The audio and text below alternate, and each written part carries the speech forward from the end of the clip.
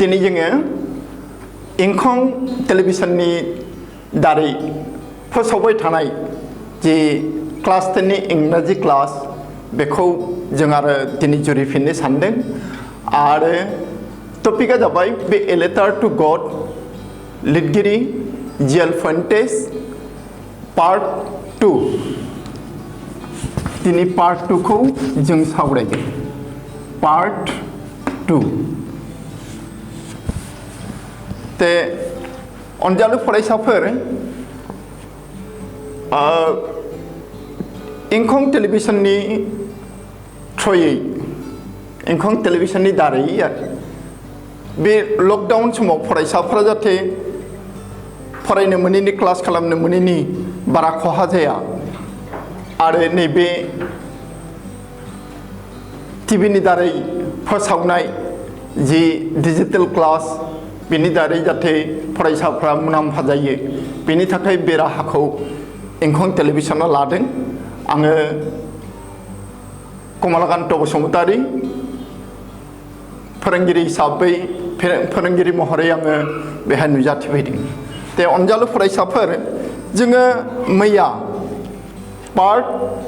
1 बेखौ फोजोबबाय नाथाय जोबद्रायाखै आं मैया बुंखादोंमोन जे जोङो कुइसनखौ दिनै लालिया गाबोन लानोसै दा बेहाय एक्सारसाइज बिदि गैद्रायि नङा दङ पार्ट 1 नि उनाव बियो नाथाय अरेल कम्प्रेन्सन चेकसो अरेल कम्प्रेन्सन चेकबाबो आङो नोंसोरनि सुबिदानि थाखाय बर्डआव कुइसन मोनसेखौ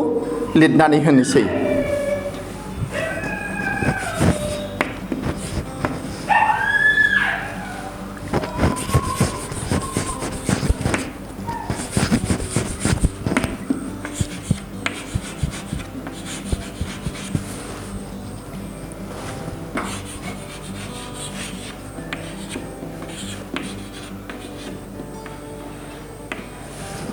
What did Lenzo hope for?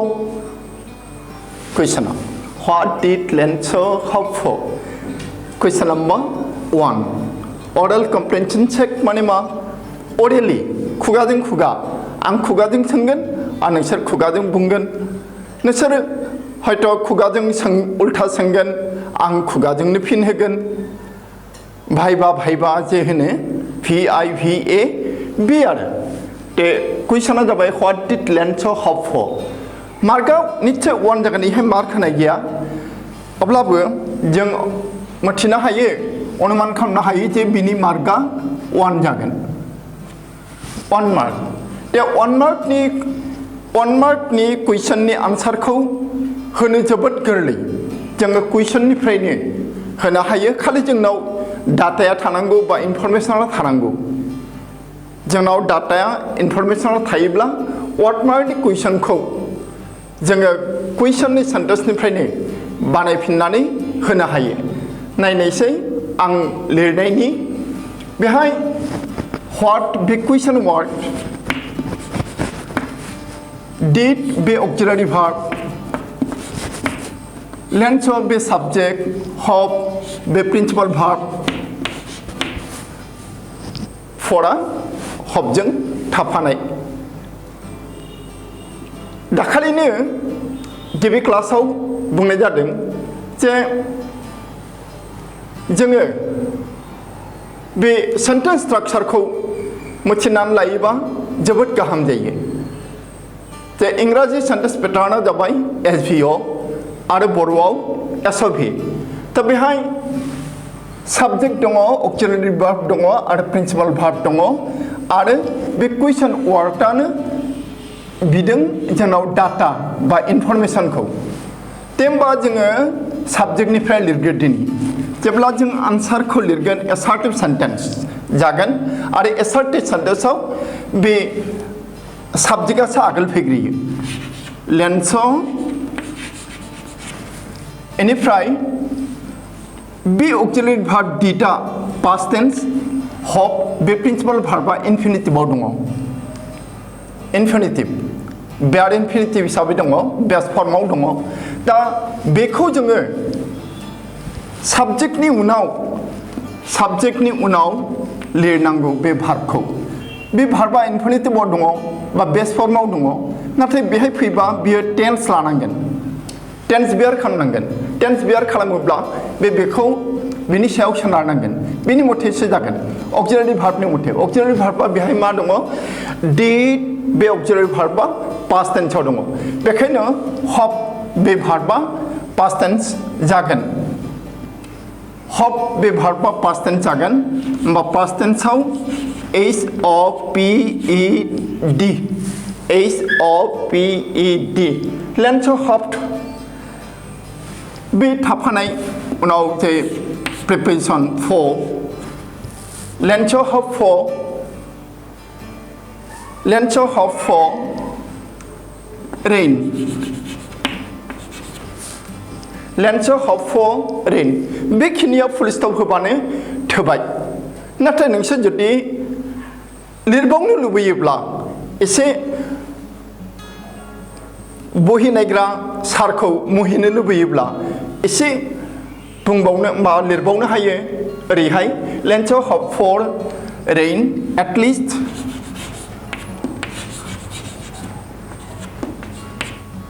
A shower बे लिरबाय लिराबा गैया एटलिस्ट ए शावर बेखौ लिरबाय लिराबा गैया जायफोरा एभारेज स्टुडेन्ट बिसोर लिराबाबो जाबाय आरो जायफोरा एसे हायो मिडियाम मेडियोकर गिफ्टेडनि खोथाखौ बुंला गिफ्टेडआथ' आरो बेनिख्रुइ साबसिन लिरगोन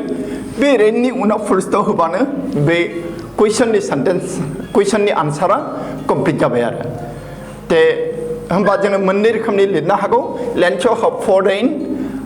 आरो मोनसेया जाबाय lens hope for rain at least a shower बे आरो बारा लिरनांला सोरबा हयथ' लिरगोन फर हिज पेडि फिल्ड सोरबा लिरगोन फर हिज क्रप्स सोरबा लिरगोन फर हिज ग्राउन्ड बेबायदि लिरनो हागौ जेखियानो जादोला दा बे नाम्बार 1 कुइसननि उनाव आरो मोनथाम कुइसन दंबावो आं कुइसनखौ फरायनि number 2 why did lens say the raindrops were like new coins why did lens say the raindrops were like new coins मानो लेन्सआ बे अखा थफ्लाफोरखौ गोदान फैसा खुस्रा होननानै बुंदों गोदान फैसा खुस्रा बादि होननानै बुंदों बे आरो मानोना गोदान फैसा खुस्राया जेरै जोंखोल साफा जायो जोंखोल जायो जों लानो लुबैलायो सेलायलायो बेबादिनो बे अखा फिथरफोराबो जोंखोल जाखायो साफा जायो गुफुर जायो बे थामथि कुइसना जाबाय हाउ डिड द रेन चेन्ज बाहाय कुइसन नम्बर 3 आव मोननै कुइसन दङ मोनसे हेड कुइसन मोनसे टेल कुइसन हेड कुइसन आगोलनि कुइसनखौनो हेड कुइसन होननानै बुङो आरो उननि कुइसनखौ टेल कुइसन होननानै बुङो दा हेड कुइसना जाबाय हाउ डिड द रेन चेन्ज टेल कुइसना जाबाय what happened to lenses fields ते बेखौ मा सोंदों नोंसोरो हमनो हाखाबाय जे अखाया माब्रैहाय सोलाया हाउ डिड द रेन चेन्ज अखाया माब्रै सोलायामोन दा आमफान जागासिनो दंना उरिष्या बेंगल बांलादेश बेहाय आमफान बारहुंखाया सोलिदोंना जों बारमोदाइबो होनो ओरैहाय जोंनि फानबारिथिंजाय बारमोदाइबो होनो बेखौ दा बिनि अबस्थाया मा जाखो बेंगलाव दिनै उरिष्यायाव जोंनाव गोबारै नांफैथ'वाखै ते जोंनाव नांफैयोब्ला जोङो माने मिथिगोन बे माबायदियाव सोलायखो बिराद बारहुंखामोन बिनि उनाव मा जाखो अखाल' जाहैबाय बिदिबो जानो हागौ बा खोलो खोलो बारल' जागोन बे बिनि उननिया जाबाय what happened to Lenço's fields लेन्स'नि माइबारिया माइ फोथारा मा जाखो गासैबो धंस जाबाय नङा होमबा गासैबो नस्थ जाजोब्बाय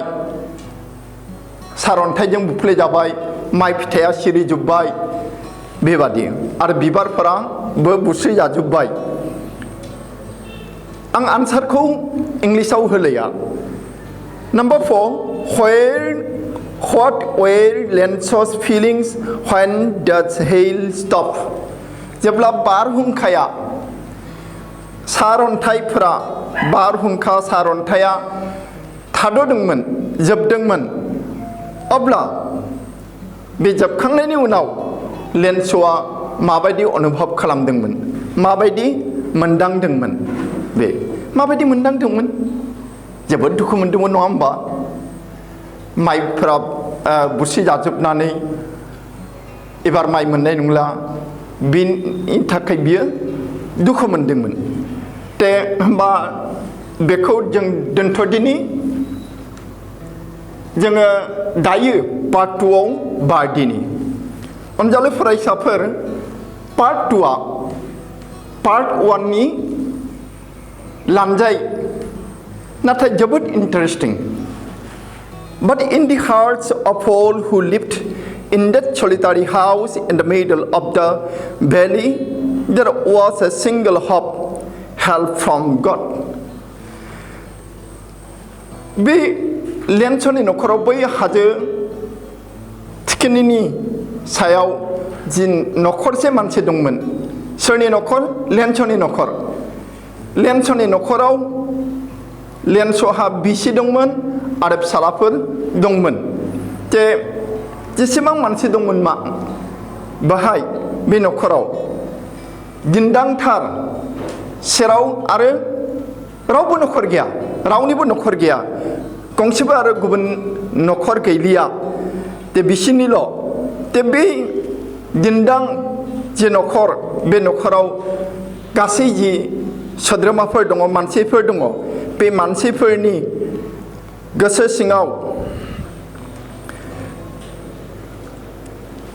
सिङाव मा मोनसे आसा दंमोन गासिबो सेस जाजोब्बाय दैबानाया खुरखाना लांजोब्बाय दैबानाया बुग्लुंलांजोब्बाय हुग्लुंलांजोब्बाय बिनि उनावबो माबा मोनसे आसा खालामो फुलुं खोबनायाव माइ गायनो फुलुं खोबनायाव सबाय फोनो बिदि आसा खालामो जे बिथाङाबो लेन्स' आरो लेन्स'नि बिसिनि फिसाफोर बिसोरबो मोनसे आसा फिसिनानै लादोंमोन मोनसे आसा दंमोन इसोरा आरो बे आसायानो जाबाय हेल्प फ्रम गड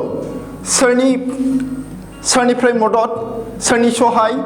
आनान गसाइनिफ्राय सहाय Don't be so upset even though this seems like a total loss. Remember, no one dies of hunger. बेखौ सोर बुंदों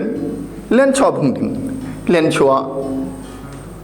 बुंनाय बादि जोंबो खैफोदनि दिनाव एसे जुदि साहसि गारजियानबा साहसि न'खरनि गाहायलाबा जों बुङो सिन्था खालामनाङा दुखु खालामनाङा धैर्य हम साहस ला बायदिसिना खोथा बुङो साहस होनानै गुबुन सोद्रोमाफोरखौ बेबादिनो लेन्स'आबो गावनि बिसि आरो फिसाफोरखौ साहस होनानै बे खोथाखौ बुंदोंमोन डन्ट बी सो आपसेट बारा गोसो बायनो नाङा आपसेट सोदोबनि मिनिङा एसे आरो बायदि बायदि जायो बेहाय जोङो এই যে इंराजि सोदोब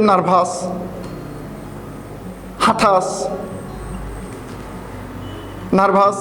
बिनि हाथास बे सोदोबनि थाखाय जोङो बाहायनो हायो आपसेटखौ बेहाय होमबा जोङो बुंनो हायो डन्ट बी सो आपसेट बारा हाथासानो नाङा बारा नार्भासानो नाङा बारा गोसो बायनो नाङा even though this seems like a total loss ओरैबादिखौ नुसेयावबो जे जा लस बे फुरा फुरि लस गासैबो लस बेखौ साननानैबाबो बा नुनानैबाबो नोंसोरो गोसो दाबाय remember no one dies of hunger बिथाङा आरो फंसे खोथा बुंबावदोंमोन no one dies of hunger रावबो उखैनानै थैया लेन्स'आ न'खरनि गुबुन सोद्रोमाफोरखौ साहस होनानै बुंदोंमोन जे रावबो उखैनानै थैया जाहा दिनै माइआ लस जाबाय खेथि बाथि लस जाबाय नाथाय जोंबो उखैनानै थैनाय नङा जों माबा मोनसे उपाय मोनगोन बे That's what they say no one dies of hunger That's what they say बे मोनसे स्पेशल क्ल'ज they say माने people say आसलते they माने इहाय people say they say सोर दे बेखौ ओरैबो बुङो people say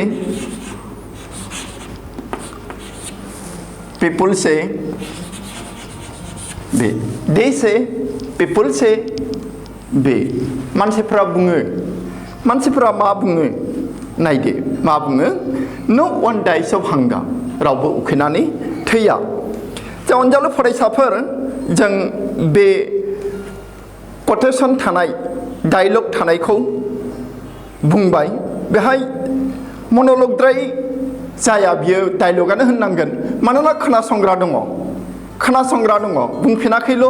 खिन्थु खोनासंग्रा दङ बेखायनो जोङो बेखौ डायलगखौनो होननोसै बिनि उनाव दङ all through the night Lenso thought only of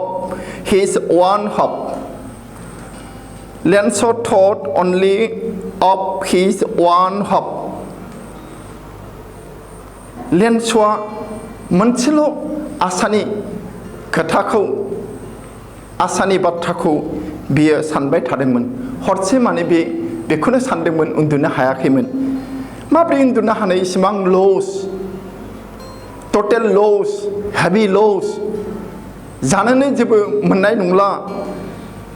उन्दुनोथ' हानाय नङाना थेवब्लाबो बियो मा मोनसे आसानि खोथाखौ बियो सानबाय थादोंमोन आरो बे आसाया मा बे हपआ मा सोरनिफ्राय मोनगोन बे हपखौ दा हेल्प अफ गड आनान गसाइनि मदद आनान गसाइनि सहाय ते अनजालु फरायसाफोर आं मैयाबो दाखालिबो इंराजियावनो बांसिन बुंदों दा बिनि बुंनायखौ नोंसोरो एसे मिथिनाया गाहाम जायफोरा फार्स्ट डेनि क्लासखौ मोनदों LSRW खौ जेब्ला आं बुंदोंमोन अब्ला जे जोङो इंराजिखौ इंराजियावनो फोरोंनांगौ हिन्दीखौ हिन्दीयावनो फोरोंनांगौ बर'खौ बर'आवनो फोरोंनांगौ दा इंराजिखौ जुदि जोङो रावस्लायनानैल' फोरोङोब्ला फरायसाफोरा इंराजि बुंनो हानाय जाया लिरनो हानो हागौ खिन्थु बुंनो हानाय जाया नंगौ ट्रान्सलेसन मेथडआबो मोजां मेथड नाथाय बियो सब समय बाहायजाथावा आरो LSRW जों सोमोन्दो लानानैनो आं मैया बांसिन इंराजियाव बुंनाय जादों नोंसोरो गाज्रि दामोन गुबुन दासान दा बिनि उनाव जाबाय मा दा हेल्प अफ गड ना whose eyes as he had been instructed see everything लेन्स'आ बुंबाय मा बिनि मेगना सोरनि मेगन आनान गसाइनि मेगन थाइनैया जोंथ' गावहा मेगन थाइनै दं नालाय भगबानखौबो आनान गसाइखौबो थाइनै गोनां होननानै सानो नाथाय बिथाङा थाइनैनिबो बांसिन थानो हागौ ना थेवब्लाबो बेहाय लेन्स'आ थाइनै मेगन होननानै बुङाखै मेगनफोरा होननानै बुंदों whose eyes as he had been instructed माने सोरनिफ्रायबा सोलोंनानै मोननाय बा दिन्थिनाय मोननाय रोंनाय बे सोरबा फोरोंनाय बेबो जानो हागौ नाथाय जोङोहाय मा जे लेन्सआ बिदि सोलोंनानै थादोंमोन बा रोंनानै थादोंमोन बुजिनानै थादोंमोन बिनि मथे मा सी एभ्रिथिं आनान गसाइनि मेगनफोरा गासिबो नुजोबो बे मुलुगाव खना खनला बबाव मा जादों गासिबो नुजोबो मुलुग नङा बे बिश्व ब्रह्माण्डआव इउनिभार्सआव मा जादों बेखौ नुजोबो even what is deep in one's conscience ओरैथ' एखे रोखा थानायखौ बेरखांनानै थानायखौ नुखायोनो नाथाय सोरनिबा गोसो सिंनि खोथाखौबो बिथाङा नुनो मोनो मिथिनो मोनो बे गोसो सिंनि खोथाखौ जोंलाय सोरनि खोथाखौ बेसेबां मिथिगौ नाथाय आनान गसाइया मिथिगौ होननानै लेन्सआ बुंदोंमोन आरो बे सैथो खोथा lens was an ox of a man working like an animal in the fields lens was an ox of a man लेन्सआ मोसौ बादिमोन ना बेखौ दुसिनानै बा बेखौ सोनखारिनानै बुङाखै लेन्सआ मोसौ बादि खामानि मावोमोन खायफा मानसि ओरैबादि खामानि मावो मोसौ बादि खामानि मावो थैथां खामानि मावो मेंनायखौबो मिथिया लेन्सआबो बिदिनो खामानि मावोमोन बेखायनो लिरगिरिया बुंदों ox of a man मानसिनि मोसौ बादि working like an animal in the fields आबादथिलियाव फोथाराव जुनाद बादि खामानि मावोमोन but still he knew how to write इसेबां खामानि मावो लिरनाय फरायनाय गैया लिरनाय फरायनाय जेबो गैया खालि खामानिल' फोथाराव आबादनि खामानि मावनाय हालेवनाय आरिनाय बेल' अब्लाबो लेन्सआ मा लिरनो रोंगौमोन एसे लिरनो रोंगौमोन रोंद्रायै नङा लिरनो एसे रोंगौमोन the following Sunday at daybreak following Sunday माने फैगासिनो थानाय देवबार थांनाय देवबार नङा फैनाय देवबार दिनै मा बार बिस्तिबार ना फैगौ रबिबार बे आरो नेक्स्ट रबिबार खालि मा खालामदोंमोन लेन्सआ एट डेब्रेक माने मा सोरांसै सम जायखौ दन होननानै बुङो दननिबो एसे माबासिन जाबाय डेब्रेक सोरांनाय लोगो लोगो बेखौ बुजायगोन आरो सोरांनाय लोगो लोगो सान ओंखारनाय लोगो लोगो जि सोरांनाय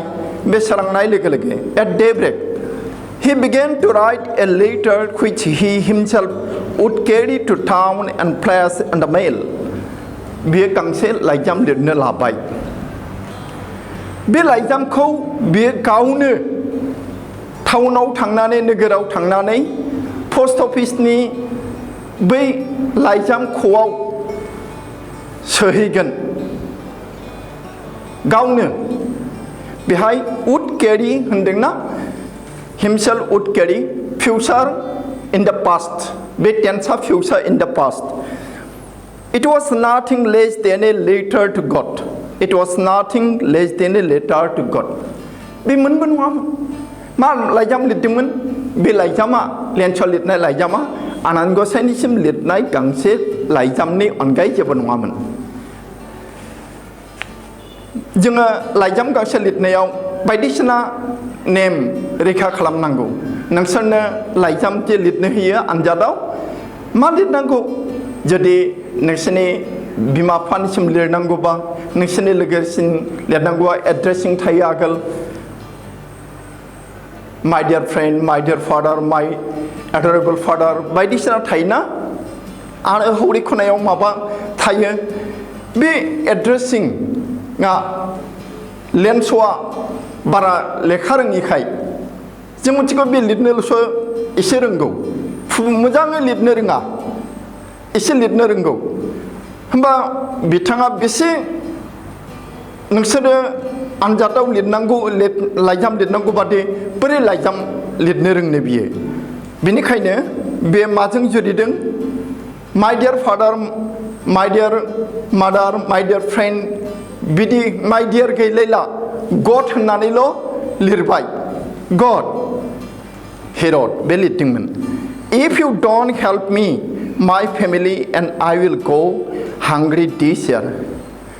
हे आनान गसाइ नों जुदि मदद खालामाबा आंनि न'खर आरो आङो देग्लाय उखैनानै थैनांसिगोन I will go हांग्रि this year थैनांगोनखौ होनाखै नाथाय उखैनांसिगोन आई विल गो हांग्रि आंनि न'खरनि गासै सोद्रोमा आरो आं उखैनानै थानांसिगोन उखैनानै सानबेसे थायो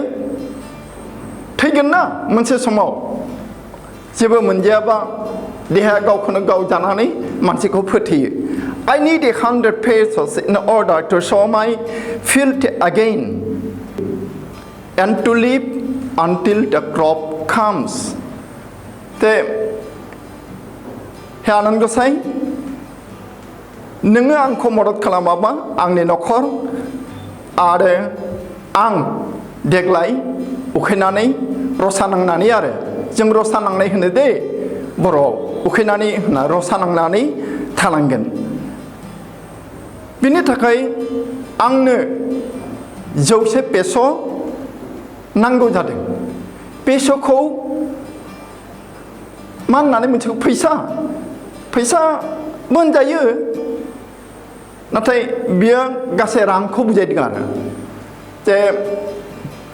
जोंनि खाथिनि हादोर भुटानाव बे भुटियाफ्रा रांखौ मा होनो जों रां होनो ना बर'फोरा भुटियाफ्रा मा होनो नु होनो बाङालिफ्रा बांलादेशआव मा होनो टाका होनो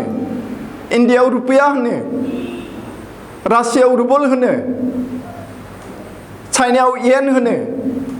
आमेरिकायाव डलार होनो आरो इंलेन्डआव पाउन्ड स्टार्लिं एबा पाउन्ड होननानै बुङो दा जोंनि जि बुहुम बेनि खोला खावआव माखासे हादोर दङ फिसा फिसा हादोर दङ सभारेन कान्ट्रिज बे देशफोराव मा फैसाखौ रांखौ पेस' होननानै बुङो दे होमबा जों बिनिफ्राय बुजिबाय जे लेन्स'आ बे बुहुमनि खोला खावनि मानसि जेरै मेक्सिक' बलिभिया पेरु बेफोरबादि देशनि दा बे कुइसन आं नोंसोरनो बुङो जे आं मालाबाबो मोनफेराखै जे लेन्स'आ बबे देशनि मानसिमोन बबे थिंजायनि मानसिमोन बेखौ सोंफेराखै नाथाय पेस'खौ सोङो पेस' मानि मा आरो बिनि बारा सोंनाय आं मोनाखै In order to sow my field again and to live until the crop comes माने मानो नांगौ रांखौ बेनो जानोल' नङा गोदानै आबाद खालामफिननो दाथ' जेबोआनो गैला गोदानै आबाद मावगोन नाथाय बे आबादखौ बा माब्ला मोनो दानथाम उनाव दाननै उनाव मोनगोन दे बे मोनबासो बे गोदान आबादखौ मोनबासो ओंखाम मोनजागोन नाथाय बिसिम थांनानै थानोथ' आदार नांबायना बे आदारखौ बायनो थाखायबो बेनो रां नांगौ लेन्स'आ बेखौ बुजायदों जे गोदान आबाद फैजासिम थांनानै थानो सोलिनो थाखाय 100 पेसस नांगौ बिकज द हेलस्टर्म मानो होनोब्ला बे सारअन्थाइ बारहुंखाया गासै आबादखौनो फोजोबस्रांलांबाय बिनि उननिया he wrote to God he wrote बीजे इनभेलप ना बे लाइजाम बेहाय बे नाम थायो सोरनो हरगोन आरो बेहाय भिलेज आरि बायदिसिना थायो दा बिदि इनभेलपनि सायाव जोङो मानसिनि मुं आरो एड्रेसखौ होआब्ला बे लाइजामा सोरनो हरनांगौ बेखौ मिथिया लेन्स'आ बेखिनिखौ बुजियो बेखायनो बियो इनभेलपनि सायाव गावहानो इनभेलप दंखायोमोन न'आव पस्ट अफिसाव थांनानै बायहैनाङाखै बियो बे इनभेलपआव मा सायाव लिरनांगौ नालाय एड्रेसखौ दा बेहाय मा लिरबाय बियो टु गडल' लिरबाय मोननै सोदोब टु गड बेखौल' लिरबाय आरो जेबो गैया आरो गुबुन सोदोब आरो गैलिया बेखिनिखौल' लिरदों इनभेलप लाइजामनि बिखब ओरैनो इनभेलपनि थाखुनि खोबग्रा पुट द लेटार इनसाइड बियो मा खालामबाय इनभेलपनि सायाव टु गड होननानै लिरनानै बे सिङाव लाइजामखौ जाबनानै सोनायसै स्टिल ट्राबल्ड वेन्ट टु टाउन दाबो बेहा जेंनाया जोबाखै मानो होनब्ला बियो बे लाइजामखौ लिरखांबाय दानिया टाउनाव थांनानै हैनांसिगोन टाउनाबो बेसे गोजान निस्सय एसे गोजान जागोन आरो बे गोजानाव थानाय जेसेखि गोजान जादेलिया बे टाउनाव थांनानै बियो बे लाइजामखौ सोहैनांगोन At the post office, he placed a stamp on the letter and dropped it into the mailbox. टाउनाव सहैबाय post office साव बे थांनानै बियो रेभिनिउ टिकेट गांसे बायबाय आरो टिकेट सिथाबनांगौ नालाय जुदि बे लाइजामाव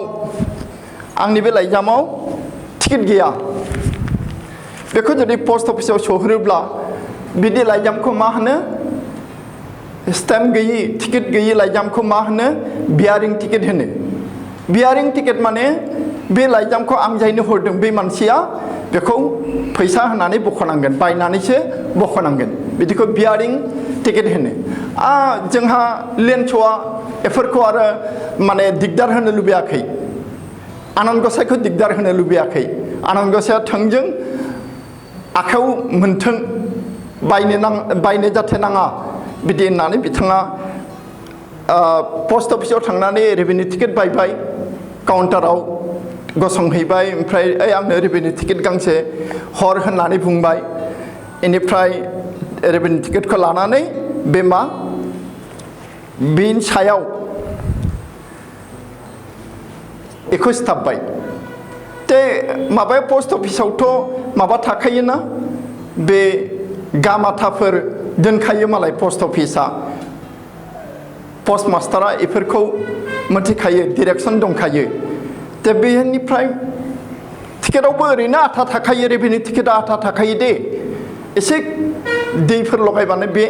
माबा जायो आरो बारा नङा एसेल' दै लगायनांगौ होनबानो जायो दा बिथाङा मा खालामबाय लेन्स'आ टिकेटखौ सिथाबबाय बेनिफ्राय मेल बक्सआव लाइजाम ख'आव सोनायसै बिनि उननि पेराग्राफ दानिया दा बे उननि पेराग्राफआव थांनायनि सिगां जोङो बेहाय मा गोरा सोदोब दङ बेखौ जोङो एसे नायनांगोन मानोना माबा मिनिं लिरनो फैयो जेरै स्टेम्प STAMP स्टेम्पखौ गोबाङानो माबा माबि सानो स्टाम्प बुग्रा बेखौबो सानो नङा बेहाय स्टेम्पआ रेभिनिउ टिकेटसो बा टिकेट मेल बक्स माने मा लाइजाम ख'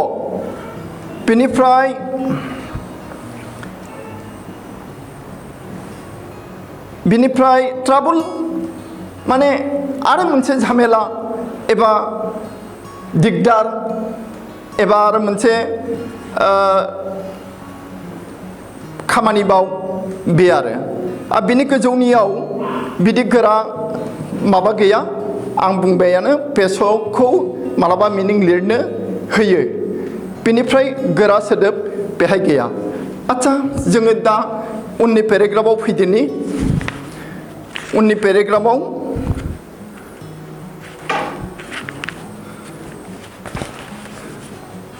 One of the employees who was a postman and also helped at the post office went to his boss laughing heartily and showed him the letter to God. Post office गंसेयाव पियन थायो बे पियननि हाबाफारिया मा बियो बै लाइजामखौ जिखिनि लाइजाम जमा जादों मोनसे समसिम बेखौ बियो बख'नानै लाबोनांगौ तालाखौ खुलिबाय ओमफ्राय लाइजामाखौ बख'नानै लाबोनांगौ बेनिफ्राय पस्ट मास्टारनो जमा होनांगौ बे जाबाय नेम पस्ट मास्टारा बेखौ चेक खालामै खालामै गावखौनो पियनखौ नङाबा गावबो स्टेम्प बुयो गावनि बे अफिसनि अफिसियेल स्टेम्प बेखौ बुयो मार्काखौ बुयो आरो दा बियो बे लाइजामखौ गावनो पस्ट अफिस पस्ट मास्टारनो होनायनि सिगां एसे नायदोंमोन सानिखौ कभारखौ एड्रेसफोरखौ ओमफ्राय बेहाय मोनबाय गांसे लाइजाम टु गडल' लिरनाय लाइजाम आरो दस्रा जेबो गैया जेबो लिरनाय गैया टु गड आरो आनान गसाइनिसिम लाइजाम बेखौ नुनानै बियो मिनिखांदोंमोन and showed him the letter to God आरो बियो पस्ट पियना मा खालामबाय बै लाइजामखौ लेनसननि लाइजामखौ पस्ट मास्टारनो हैनायसै खोन्थानायसै आरो नैबे Never in his career as a postman and had he known that address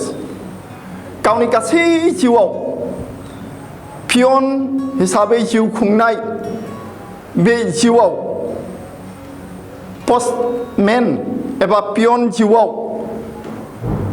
बियो बेबादि एड्रेस नुफेराखैमोन द postmaster appeared amiable बे postmasterआ माबायदि मानसिमोन appeared लोदो मानसिमोन amiable नाथाय मा जोबोद माबामोन बिसुगि आखलनि माने फ्रेन्डलि मानसिमोन आरो also broke out laughing बिथाङाबो लाइजामखौ नुनानै मिनिबाय but almost immediately he turned his serious and tapping the letter on his desk commented नाथाय बियो थाबैनो गोमजोर जायो पस्ट मास्टारा आरो लाइजामखौ गावनि टेबोलाव ज्राब दोननानै बा थाम बुनानै दोननानै बियो बुंदोंमोन पस्ट मास्टारा बुंदोंमोन what fate I wish I had the fate of the man who wrote this letter बिथाङा मा बुंदोंमोन मिथिबायना पस्ट मास्टारा जे मा जे फोथायनाय आंहाबो जुदि आनान गसाइनि सायाव बिदि फोथायनाय थानायमोनब्ला बे आरो गावबो फोथायनो लुबैयो post मास्टारा starting up a correspondence with God होनबाय जे बा माने गसाइजों आनान गसाइजों भगबानजों जगाजग खालामनो बे नाजादों so in order not to shake the writer's faith in God the postmaster came up with an idea answer the letter ते बारा खोथा माबाया हलासिनो बियो postmasterआ मोनसे सानबाय मा जे बिनि जे फोथायनाय लेनसननि आनान गसाइनि सायाव जे फोथायनाय थानाय बे फोथायनायखौ बियो फेलें खालामा बा थेर बेथेर खालामा आरो बिदि खालामाबा थेर बेथेर खालामनो जुदि गोसो गैयाबा बिबा खालामनांगोन लेनसननिसिम गांसे लाइजाम लिरनांगोन बेखायनो बियो लाइजाम लिरनो लादोंमोन आनसार द लेटार बे लाइजामनि लेनसननि लाइजामनि फिन सोरनि जानानै आनान गसाइनि जानानै but when he opened it it was evident that to answer it he needed something more than goodwill ink and paper नाथाय जेब्लालाय एनभेलपनिफ्राय लाइजाम बिखबनिफ्राय लाइजामखौ बहननानै मोजाङै फरायजोबो अब्ला बे हमनो हाबाय